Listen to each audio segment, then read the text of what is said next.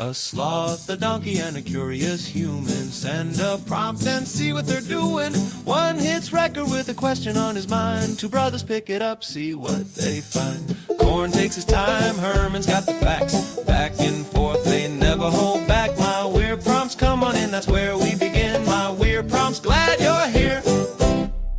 This episode was generated using artificial intelligence. Please verify facts. My Weird Prompts is a community-driven initiative exploring how AI can fuel curiosity and uncover the fascinating ways our world works. GPU compute for this podcast is generously provided by Modal.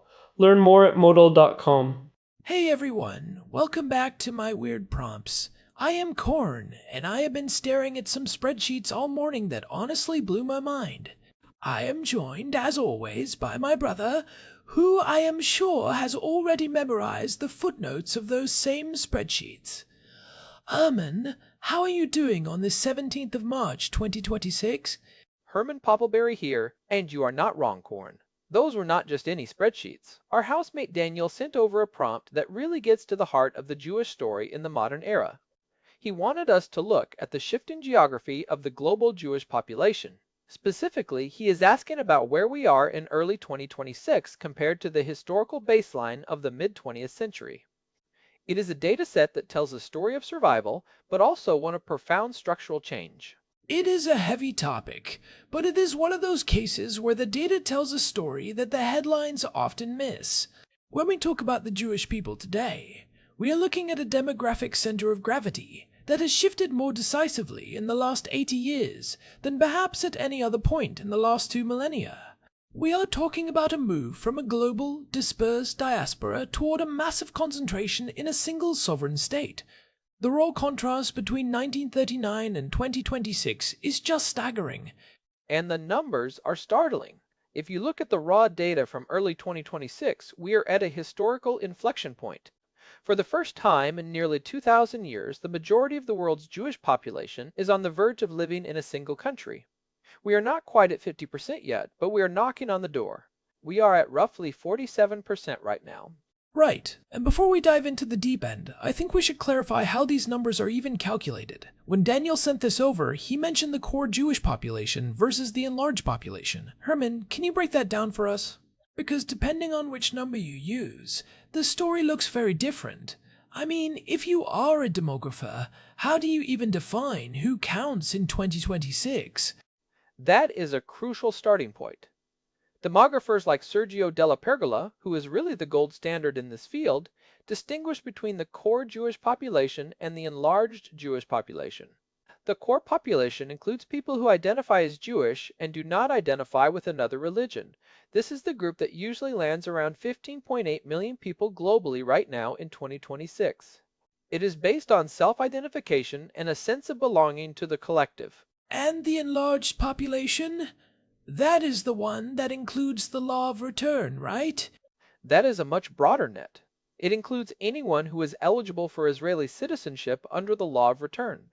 That means having at least one Jewish grandparent plus their non-Jewish spouses. When you use that definition, the number jumps significantly, sometimes closer to 25.5 million people. But for the sake of our discussion today, and to answer the specific questions in the prompt, we are going to focus primarily on that core population of 15.8 million. That is the number that most accurately reflects the active, self-identified Jewish community. Okay, so 15.8 million is the baseline for 2026. Now, let's look back. This is the part that always stops people in their tracks. What was the global Jewish population in 1939, right before the start of the Second World War? In 1939, the global Jewish population was approximately 16.6 million people. Think about that for a second, Korn. We are currently in the year 2026, more than 80 years after the end of the Holocaust, and the total number of Jews in the world is still nearly 1 million people fewer than it was in 1939. We have not recovered. We have not even reached the starting line of 87 years ago. It is a staggering realization. Most populations on Earth have doubled, tripled, or even quadrupled in that same time frame. The global population in 1939 was about 2.3 billion.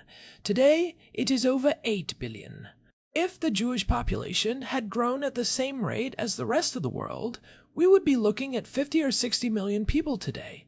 But instead, we are still below the pre-war peak. Why is that? I mean, obviously, the loss of 6 million people in the Holocaust is the primary driver, but you would think that after 8 decades, the natural growth would have filled that gap. You would think so, but you have to look at the second-order effects of that loss. When you lose 6 million people, you are not just losing those individuals, you are losing all of their potential descendants. That is the concept of the missing millions. If those 6 million people had lived and had children and grandchildren at even a modest replacement rate, the Jewish population today would be vastly larger. But there is also a major factor in the diaspora that we have to talk about, which is assimilation and low birth rates. Right. In most of the Western world, especially in the United States and Europe, Jewish birth rates are often below the replacement level of 2.1 children per woman.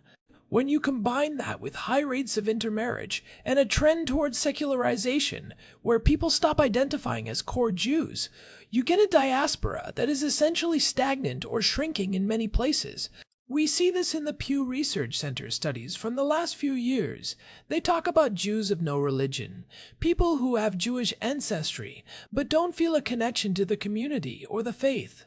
In the United States, for example, the core Jewish population is estimated at around 6 million, but a significant portion of that group identifies as secular or cultural. Meanwhile, you have Israel.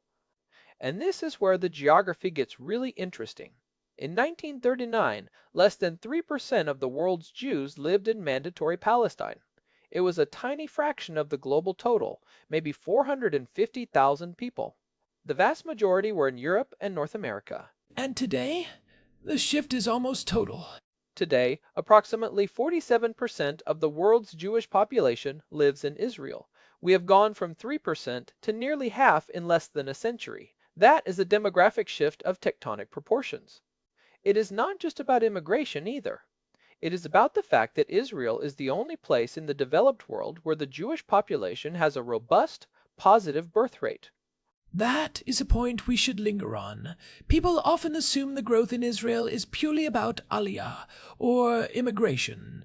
But the data shows that natural growth is a massive part of it. Israeli Jewish families, across the spectrum from secular to ultra-Orthodox, tend to have more children than their counterparts in the United States or France.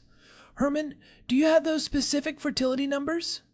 I do. In Israel, the fertility rate for Jewish women is around 3.0 children per woman. That is unique in the industrialized world.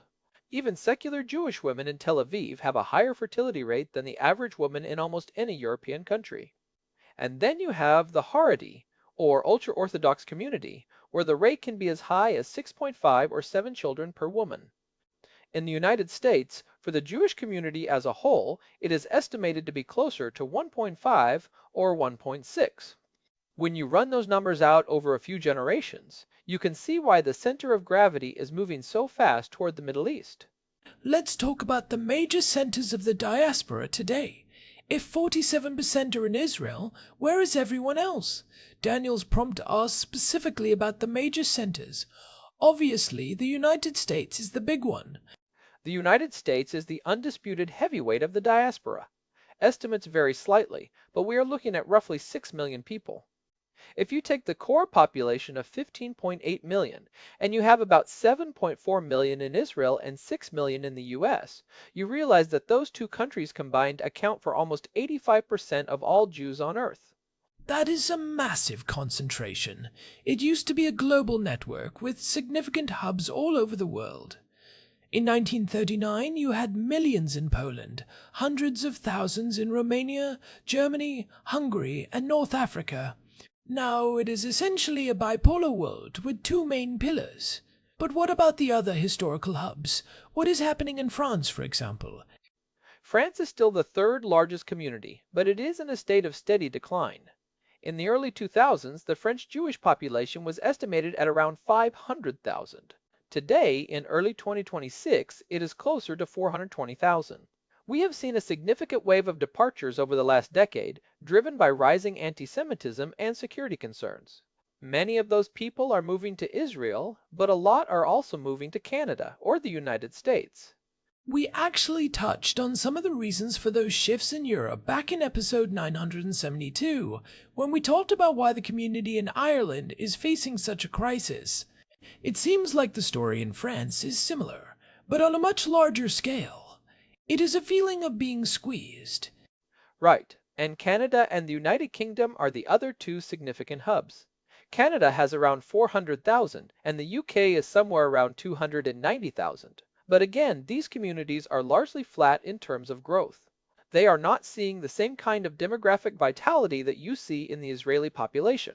In the UK, the community is very concentrated in London and Manchester, but outside of those hubs, the numbers are dwindling. So, to answer Daniel's question about whether the percentage in Israel is growing relative to the diaspora, the answer is a resounding yes. It is not just growing, it is accelerating. It really is.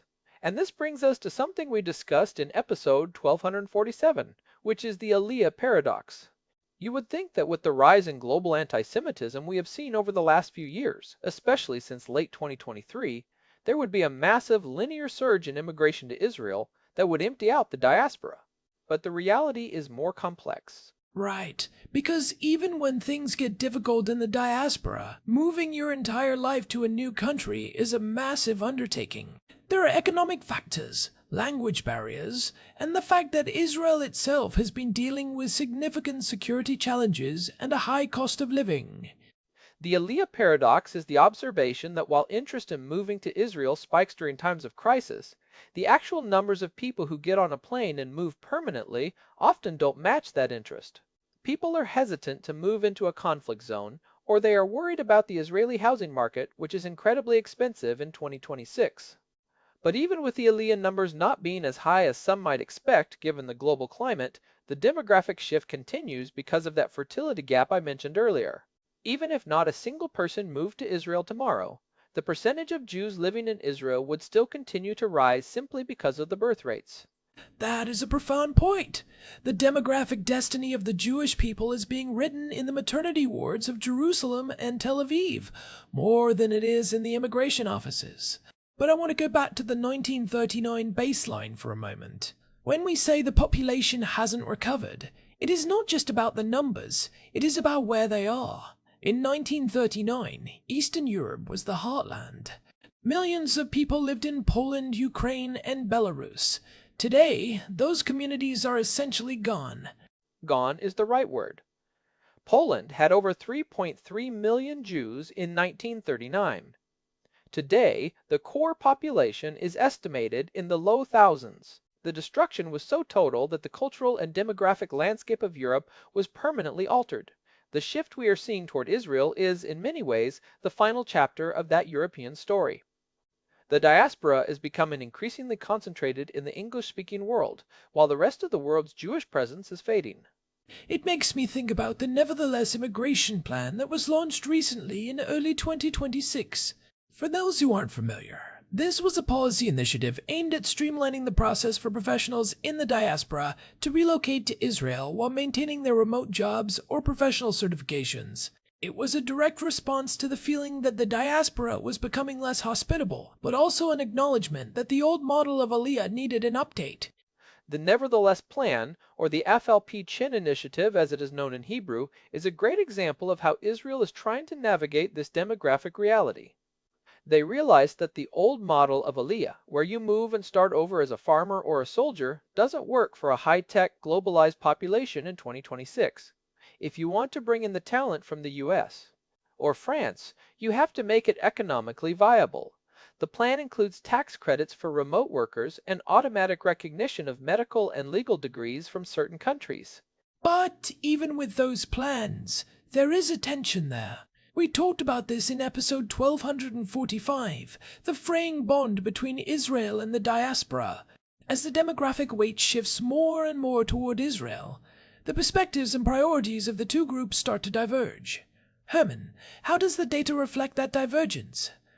It shows up in how the two groups view their identity.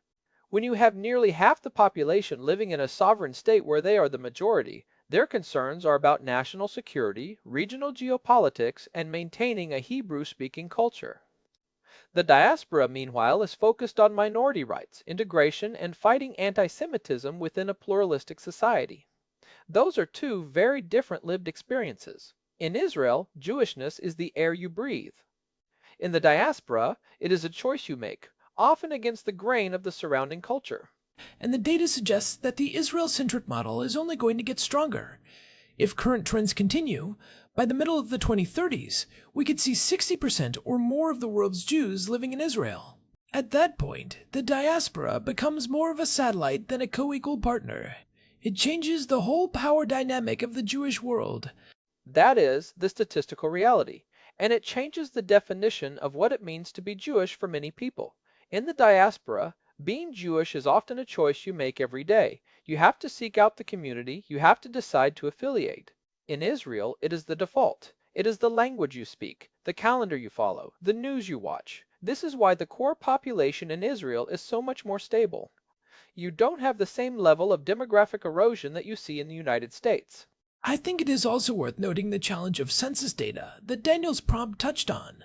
In secularized diaspora communities, especially in places like the United States, how do you even count who is Jewish? We have seen a lot of debate over the last few years about the Pew Research Center studies and how they categorize Jews of no religion. That is the big headache for demographers. If someone says they are Jewish but they don't practice the religion and they aren't involved in any community organizations, do they count in the core population? Most demographers say yes, as long as they identify as Jewish. But as assimilation continues, that identification becomes thinner and thinner for many people. In Israel, you don't have that problem. You are registered at birth. The data is much cleaner. We know exactly how many people are there.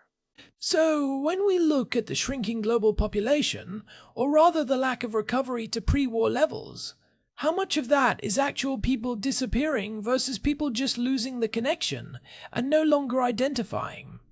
It is a combination. The Holocaust was the physical destruction. But what we have seen since then is a sort of demographic erosion in the diaspora.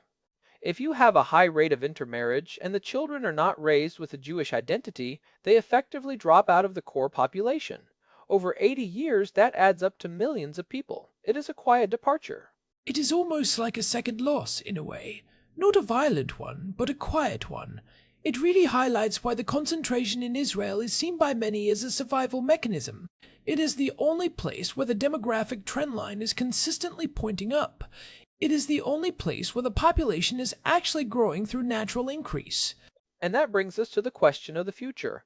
If the global Jewish population is hovering around 15.8 million now, will it ever reach that 16.6 million mark again?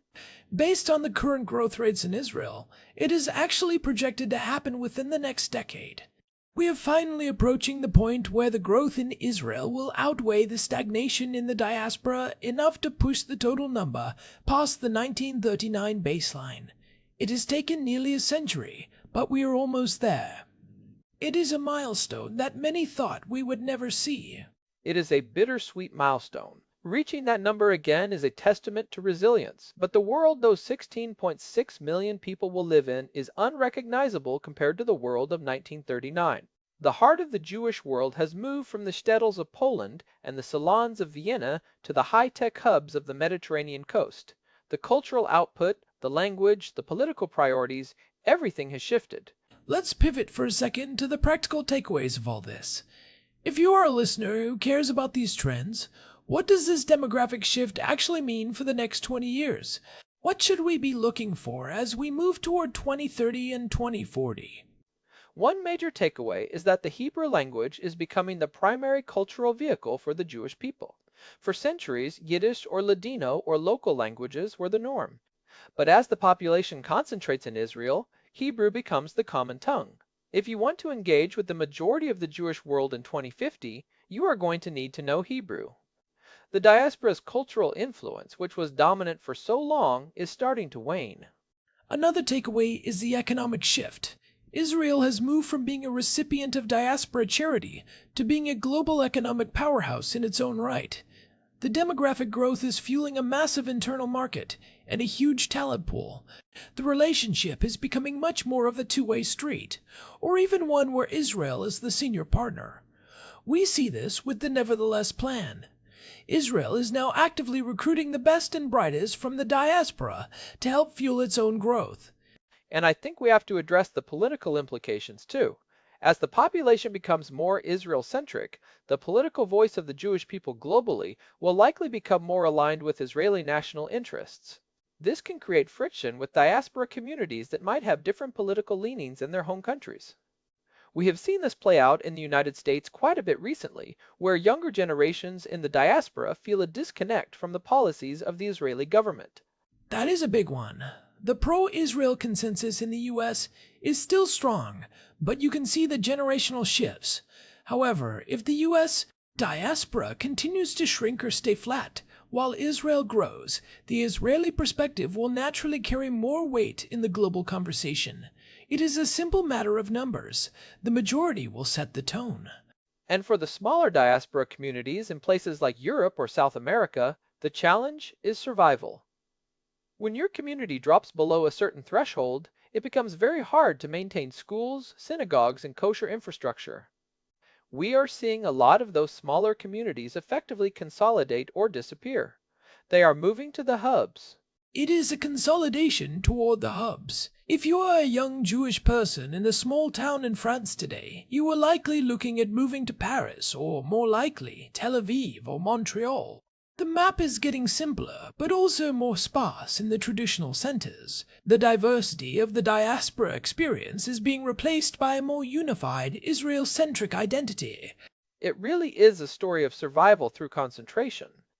By gathering in a few major hubs, particularly in Israel, the community is able to maintain the density needed to sustain a vibrant cultural and religious life. But the cost is the loss of that incredible diversity of diaspora experiences that define the 19th and early 20th centuries. We are losing the Yiddish-speaking world of Eastern Europe and the Ladino-speaking world of the Ottoman Empire. So, to recap for Daniel and for everyone listening, the percentage of the world's Jews in Israel is currently around 47% and growing fast. The global population has not yet returned to its 1939 peak of 16.6 million, but it is closing in on it, currently sitting at 15.8 million.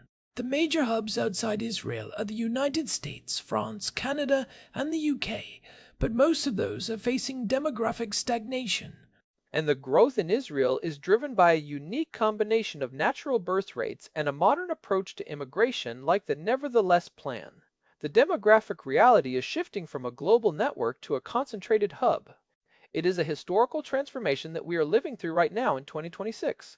It is the end of the diaspora-centric era. It really puts a lot of the political debates into a different perspective. When you look at the raw numbers, you realize that the survival and growth of the Jewish people is increasingly tied to the success and stability of the State of Israel. It is not just a political statement, it is a demographic fact. The data tells us that the future of the Jewish people is being built in the Middle East. Well said. And I think it is important for people to understand that these trends are statistically locked in at this point. Barring some massive, unforeseen global shift, the trajectory toward an Israel-centric Jewish world is the reality for the foreseeable future. The numbers don't lie. It is a lot to process. I am still thinking about those missing millions from 1939. It is a reminder that history has a very long tail. The events of the 1940s are still dictating the demographic map of 2026. We are still living in the shadow of that destruction, even as we see this incredible growth in Israel. They are. But there is also a lot of hope in these numbers. The fact that the population is finally nearing that pre-war level again, and that it is doing so with such vitality in Israel, is a remarkable story of recovery. It is a story of a people who refuse to disappear. Definitely. Well, I think we have covered the core of Daniel's prompt. It is a fascinating look at how geography and identity intersect.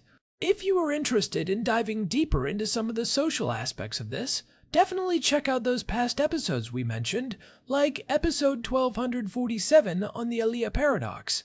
It really explains why the immigration numbers don't always match the headlines. And episode 1245 on the fraying bond. Those two really provide the context for why these numbers matter so much for the future of the Jewish people. It is not just about where people live, it is about how they relate to each other across those borders. Before we wrap up, I want to say a quick thank you to everyone who has been listening and supporting the show. We have been doing this for a long time now, and we really appreciate the community that has built up around these deep dives.